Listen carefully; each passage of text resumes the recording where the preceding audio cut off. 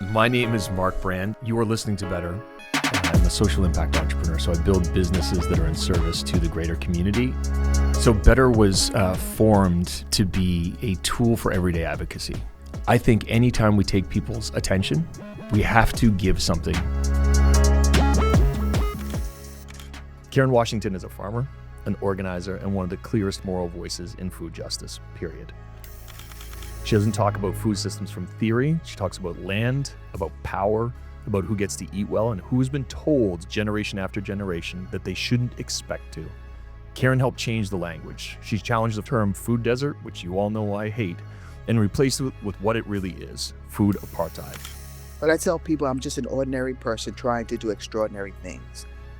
She spent decades building community gardens, reclaiming urban land, and reminding all of us that food is never just food. It's history, it's policy, it's dignity, it's power.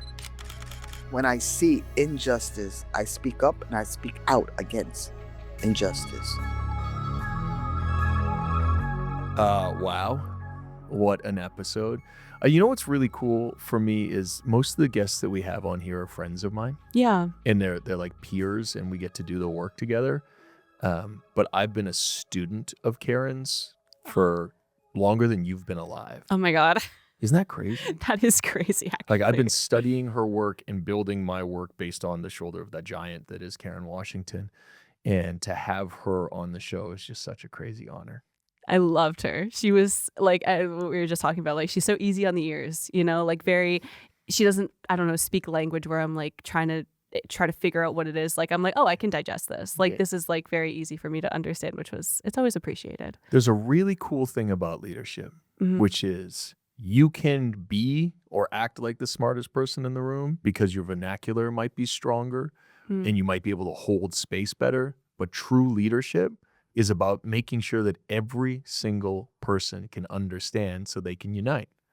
Like if you are speaking, like if I'm in a room about design thinking and I'm going off about ethnography and iteration and synthesis and all that stuff, that's my room to do that. And I can geek out. It's like guys geeking out about sports stats. It's right. Like, what is your area of expertise?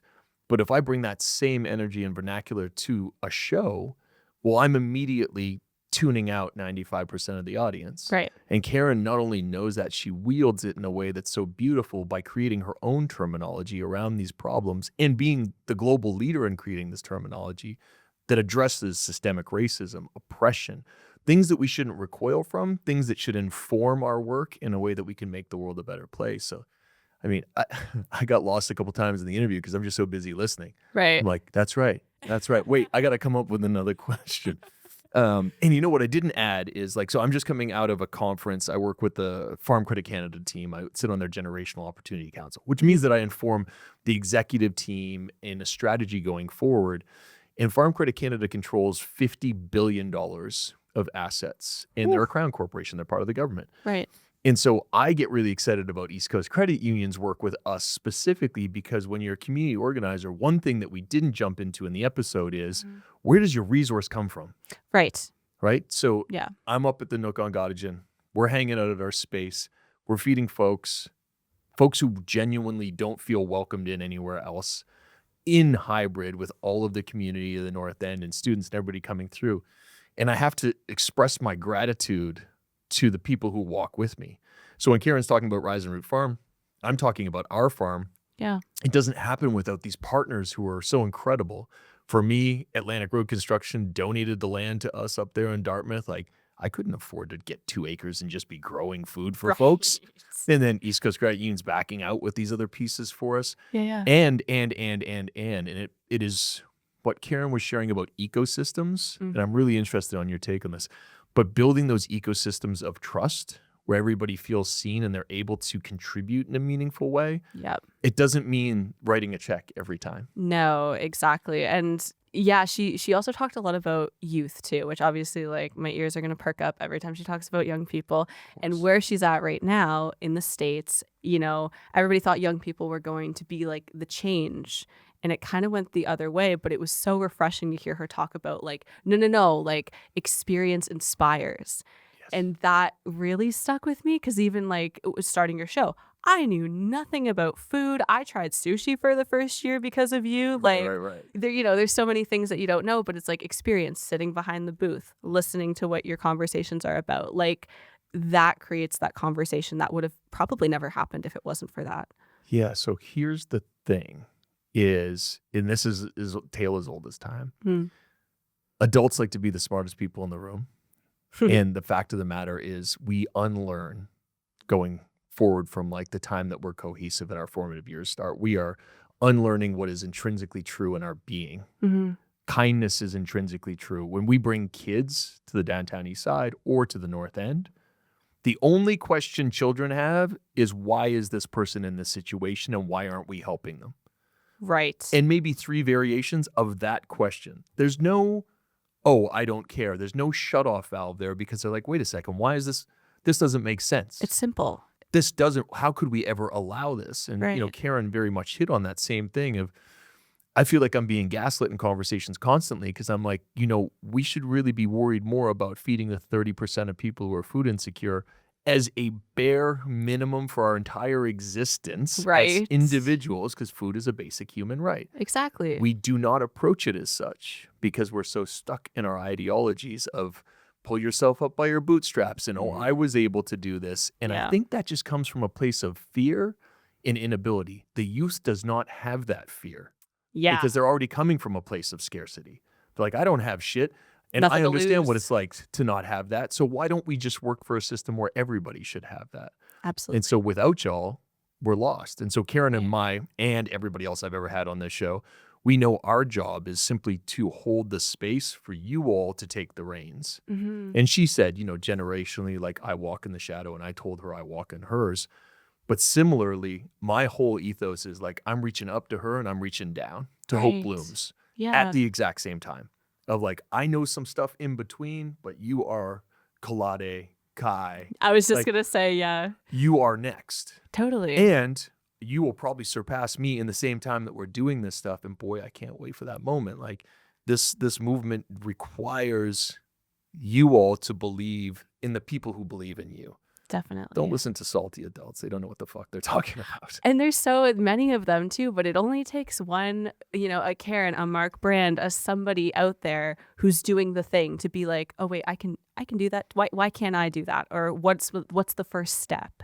And I think it sounds so cliche, but it's like once you take the first step, the rest will fall into line. Well, what is the more beautiful world we believe exists? A friend of mine, Charles Eisenstein, who we'll have on the show at some time, he wrote this book, and it's like, I don't know, it's like 1.5 foot high. And it's this beautiful, like he's a modern day philosopher, but he also roots his work in truth. Mm. And I think there's this thing that we are, the people who didn't do the thing that they should have done Mm-hmm. believe it's impossible because they didn't do it so they can sleep at night. Like, sorry that you didn't solve the problem that should have been the basis of all of our existence. Right. But that doesn't mean we won't. Amen. Right. And we will. Exactly. Like, I believe in my lifetime that there will be a universal access to food within this country. And I wake up every day believing that and fighting for it, whether I'm on the House or at the House or in the Senate or on Gottingen or wherever I'm at.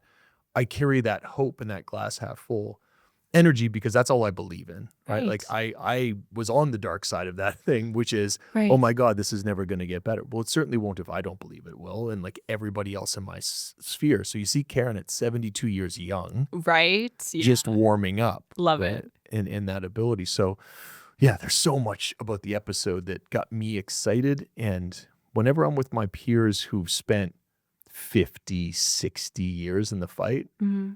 I'm 15 years in it in earnest.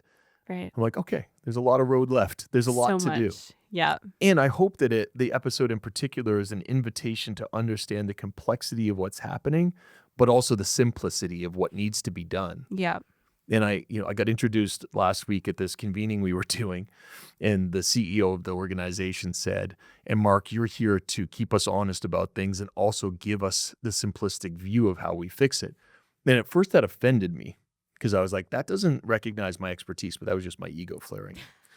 What it actually was a giant compliment, because if I can take really complicated and complex issues and make them accessible for all of us. Mhm. I'm not dumbing anything down. I'm just saying it shouldn't be any harder than this. Yeah, you're making it digestible. And that's how I felt Karen really did too. Like, Good. you know, American, like what's going on across the pond, like that, or like across the way is intense. And you're seeing so much flashing in your face constantly. But the way she broke it down, it was easy to understand. I mean, it's not an easy problem to fix, obviously, but like, I don't know, listening to her talk about it, it flares a little bit of hope, which Good. that's all it takes sometimes. There's a thing when you pull back the curtain, right? And then that's what we're seeing right now, and all this dog whistling in and around racism and systemic racism and structures is there are those issues. They've always been there. They were Right. just covert, not overt. Yeah. And so now we're in this place of like better out than in as activists and as activators. Karen and I share that ethos of like, good, we see you. Right. And you can't, as we move forward, you can't not be that now. Yeah, We know what you are. exactly. And we'll deal with you accordingly. Right. Because there is always, as she said multiple times, more of us than them. Yep. And I think like the more we get comfortable with that, some of the tools she shared today that I thought were really powerful, because I needed to know the answer as a community organizer, is how do you remove people's agendas from the Mhm. conversation so that you may partner? I know the answer because I spend a lot of time doing it and building that trust that I am not here to extract anything from you or your partnerships or any of that. Right. I'm just here to figure out how we boost each other up and how I can be helpful. Mhm. What does it look like? And sometimes that's 2 meetings, sometimes it's 200. Yeah. It's for people to feel safe and seen. And that is what organizers are willing to do, right? It's like, okay, For sure. we'll get there. But is it more important that Hope Blooms and I trust each other, that the Preston Area Food Network and I trust each other, that North End Community Health Center and I trust each other? Mhm. Yeah, because if we Right. all work together, we can actually solve these problems. right? Exactly. Without having to lean into government all the time. We Right. can walk with them and bring solutions to them Totally. versus blaming them for it not getting done. Yeah. And I mean, a big thing she talked about was community. And I think that just is exactly what you're talking about here. Like, just be, you know, there's more of us than them. It's working together and a path to move forward, essentially. So, Definitely. And we talked production wise before this episode about, we have one more episode to record of this season, which is so great. What a beautiful season we've had. oh, it was such a blast, too. And folks don't even know what's coming for the last episode. Nope. Madison could not be more excited about the last episode, and me. It is- like one of my favorite humans, and we won't say who it is. Nope. But we're already looking to next season and who we're going to bring. And the conversations I think are really important is us to continue to humanize and help people understand. So we're going to get some politicians in here. I think it's time. And, I'll tell a really quick story before we go, because I think it's a fun one. I got to speak with Rick Mercer like 8 or 9 years ago. He Super was the cool. main keynote, and I was just before him. Nice. And he got up and talked about why he no longer did the Mercer report. And I was like, what was the point? He's like, after a certain prime minister I interviewed, I realized that the whole reason I started to do this thing is because I wanted people to understand that politicians were people too. And he's like, and then I met a politician who was not a person. And he's like, and I saw it going in that direction. Right. And we're seeing a lot of that overtly. But I know a lot of politicians personally Right. that are really good people. Yes. And they're working to do really difficult things. And if we don't, as people, understand that they're there, Mhm. then we start to lose hope and faith in the system. Yeah. And the most important thing, and I'll leave us on a little bit of a cliffhanger here, is we need you to run. We need the people who are listening to run. We need you to organize and to run. Because if you don't, we end up with the people we begrudge. Yeah. That's the perfect note to end on, I think. Beautiful. Folks, this next episode is so, so important and so powerful. If you want to understand where your food comes from, where you should be growing it, Yep. and why we need to protect it for all of our generations to come. Karen Washington's a treat. I'm Mark Brand, and you've been listening to Better.